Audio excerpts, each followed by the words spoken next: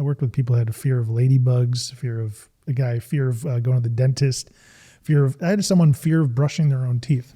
Yeah. Tell me about the ladybugs. I remember that. You told me about the story a while ago. I had a client that did not believe in hypnosis, but she had heard that I'd helped her friends with like financial blocks and things like that. And so she came to me, she's like, hey, she was very upfront. She's like, Anthony, I don't really believe in what you do, but I'm willing to like give it a shot. So I said, here's what I want to do for you. Give me a fear that you have and I will help you eliminate it in less than 20 minutes. You'll see that hypnosis actually works and then we can apply it to your business and finances and things. So she said, sure, let's do it. So she says, Anthony, I'm afraid of ladybugs. And I thought she was messing with me because who's afraid of ladybugs? You know, not to take away from her fear that she legitimately had, but she said, yep, Anthony, I'm afraid of ladybugs. I said, all right, let's do this. So through hypnosis, I was able to identify with her when her fear first started, which is really important about beliefs and fears, is that you're not born with any of the beliefs or fears that you have today. I mean, from a neuroscience perspective, you're only born with two fears. That's the fear of falling and the fear of loud noises. And those are largely mechanical responses that we have internally. So I knew that she wasn't born with a fear of ladybugs, so that she had to have learned it at some point. So every belief you have, every fear you have, every habit you have, you learned it at some point in your life, usually when you're a little kid. So part of the hypnosis process that I facilitate is taking clients back to the very first moment where they learned to run that specific program. So for this person, we took her back to a time when she was 3 years old. And she's in hypnosis, she's got her eyes closed, and I'm asking her what's going on. She's kind of reporting on the memory that's coming up. And she says, Anthony, I'm in a tree house and my foot hurts. And I say, your foot hurts? She said, yeah, I just stepped on a nail and I'm bleeding. And I'm thinking to myself, like, what does this have to do with anything? And then I say, what do you notice next? And she says, Anthony, there's ladybugs everywhere. And so in that moment, she literally opened her eyes, and I was kind of taken back by it because this is when I first started doing hypnosis years ago. And she just looks at me and she's like, Anthony, I don't need to be afraid of ladybugs. And I just like smiled. I was like, that's right. You don't need to be afraid of ladybugs. And so I always ask everybody, what's your ladybug? What's the thing that you don't need to be afraid of that you're afraid of? What's the thing that your unconscious mind made a miscalculation when you were younger and now created a fear or a bad habit or a bad belief because of? And you're describing like it's almost like an aversion, right? Yeah. And now when they're in that state, are they childlike?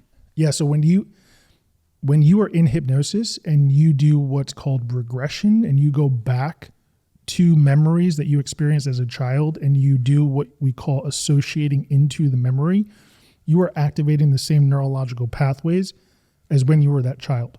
And some of the research studies that they have done, they've tested handwriting in a hypnotic state. And some clients, some subjects will actually write in the handwriting of the age that they have regressed back to in hypnosis. Wow. I had a client who was originally from Germany. She had learned English after she moved to the States, and she was in her 40s. And we were working on some fear elimination for her. And we went back in time to when she was a young girl. And all of a sudden during the session, because I have people communicating with me even with their eyes closed, she's talking out loud, and all of a sudden she starts talking in German.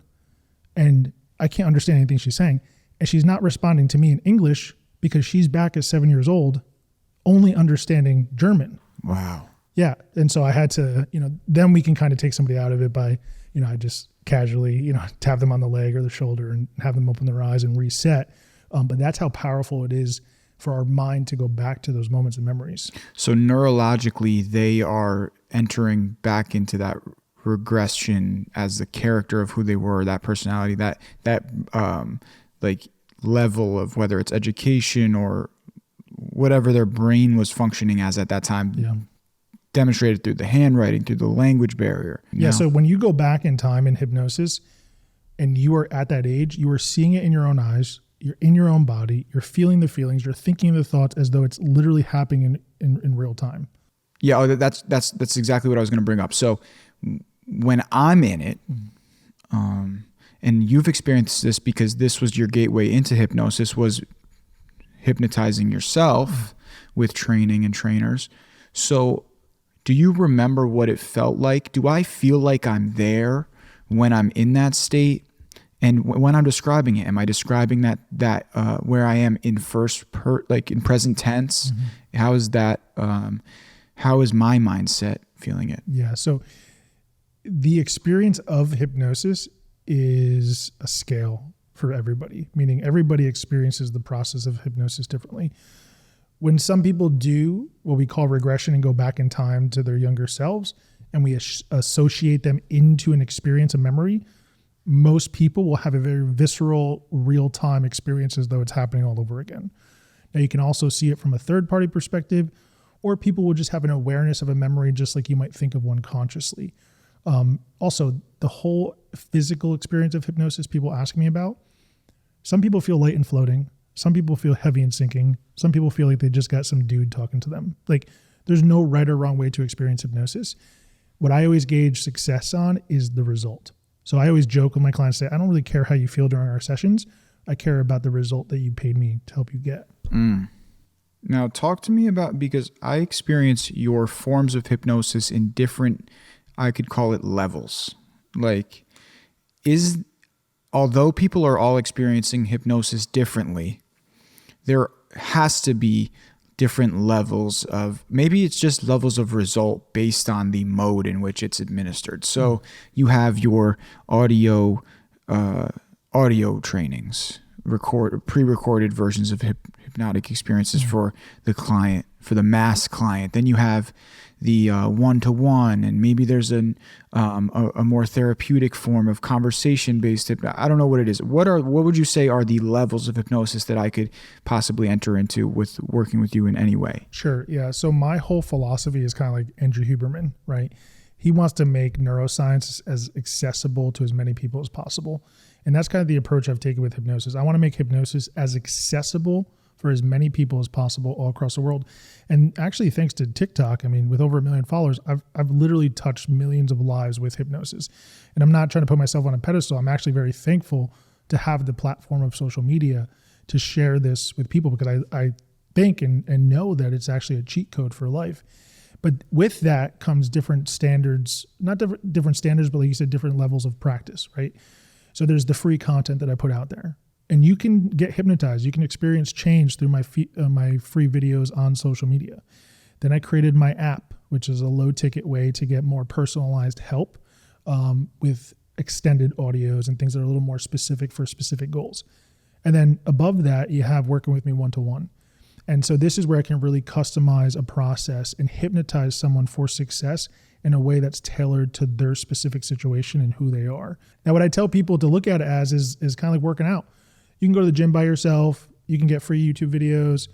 Maybe the next level to that is like buying a workout program online, or you can hire a personal trainer, right?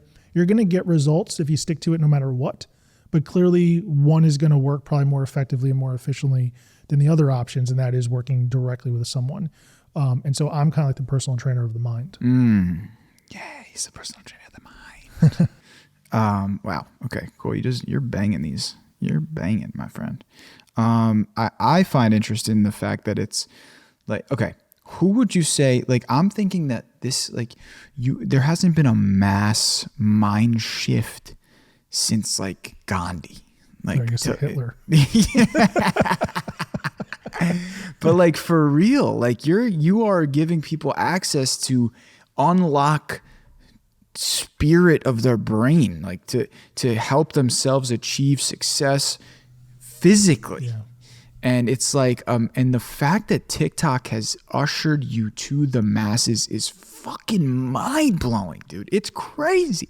Like, not only did you have, like, there's these two sides of it. You're like a spiritual leader on one side, purist, helpful, gracious. But then on the other side, like, there's this fucking meticulous, calculated entrepreneur hustling to like put into place all of these different setups that are fucking complicated, bro. What you're doing is mad complicated. Like the VSL for the web page linked into the free hypnosis audio training that backfills to the app, and you had to fucking build this app from square one on your own. And like, so it's like this duality, you know, but it's all in the, listen, I know that like it's driven for self-success and for income and to create a business and an empire, so to speak. But like, there's this really innate good in it.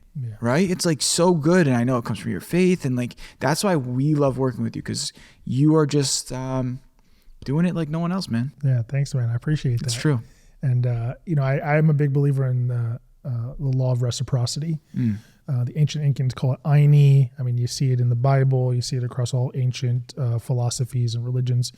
And it's even things like BNI, people know BNI, the networking group, their philosophy is givers gain, right? And so I go into everything I do in my personal life and in my professional life, and I just want to give as much as possible. And there is, I don't want to say an ulterior motive to that sometimes, because I generally enjoy just giving, but I've also learned that the more you give, the more you end up getting.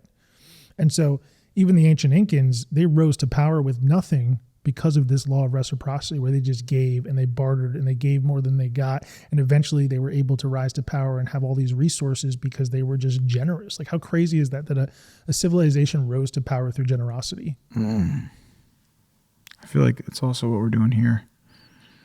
Well, that's why I always tell people, like, when I mentor people who are having trouble in their business and they're maybe not taking off as quickly financially as they hoped, I tell them, just do more for free. And I'm not saying to undercut yourself or not value your time and your energy, but there is more than the dollar for dollar exchange or the dollar for service exchange. And you never know what you're going to get back because you offered a free session, or you gave someone a free product, or you gave them a free slice of pizza at your shop, right? Yep. And I've just seen it time and time again, but too many people are stuck with this like transactional thing where I have to get this for that, and that's it.